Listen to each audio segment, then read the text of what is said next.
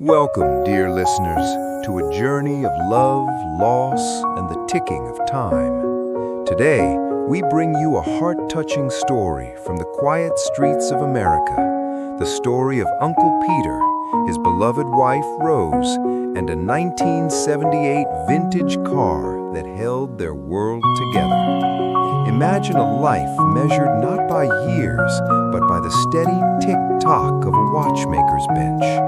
For decades, Peter and Roze lived a life of simple joy, but 3 months ago, the music stopped. Roze passed away, leaving Peter in a world of silence, struggling to keep his shop and his heart running. In our last episode, we saw heartbroken Peter forced to sell his most prized possession, his 1978 Mustang, just to pay the bills. But is this the end of his journey, or is it just the beginning of a new chapter where time somehow finds a way to heal? Sit back, relax, and join us as we explore the watchmaker, his wife, and the ghost of a 1978 car. The winter wind howled against the windows of the timeless hand, but inside, the air was thick with the smell of machine oil and the steady, rhythmic heartbeat of 100 clocks. Peter sat at his workbench, the French carriage clock dismantled before him. Each gear was smaller than a grain of rice, yet each held the weight of a century. The ghost in the passenger seat. For weeks, Peter walked to work. Every time he passed the empty spot in his driveway, a pang of guilt struck him.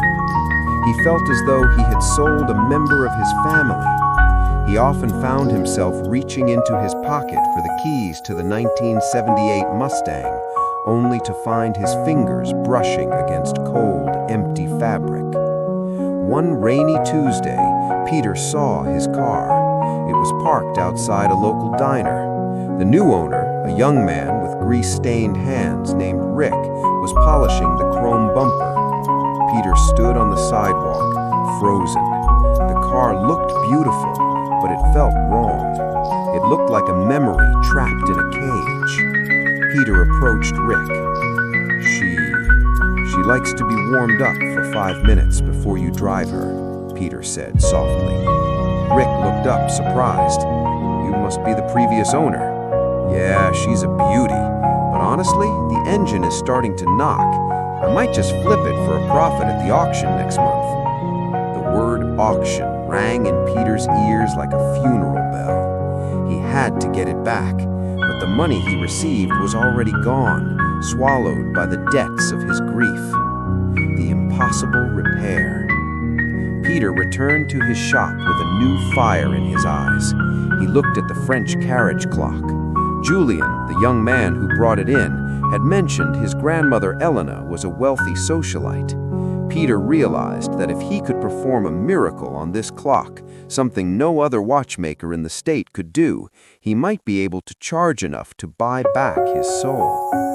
The problem was the escapement wheel. It was shattered, and the alloy was a specific 19th century blend that was no longer produced. Peter didn't give up. He spent his nights researching old metallurgical texts. He used a tiny furnace in the back of his shop to smelt brass and steel, trying to recreate the exact tension needed for the spring. He worked until 3 a.m., his eyes straining under the magnifying loupe. He felt Roze's presence in those late hours. He could almost hear her voice saying, "Focus, Peter. Precision is just another word for love." The breakthrough. After 12 failed attempts, the 13th wheel fit. Peter held his breath as he placed the balance wheel back into the movement. He gave it a gentle nudge. Tick, tick, tick. It wasn't just a sound, it was music. The clock began to chime, a delicate silver sound that filled the dusty shop. Peter slumped back in his chair, tears streaming down his face. He had conquered time, if only for a moment. The auction. The day of the classic car auction arrived. Peter arrived with a heavy envelope. He had delivered the clock to Julian the day before. Julian had been so moved by the restoration that he didn't just pay the fee, he gave Peter a legacy bonus, recognizing that Peter had saved a piece of his family history.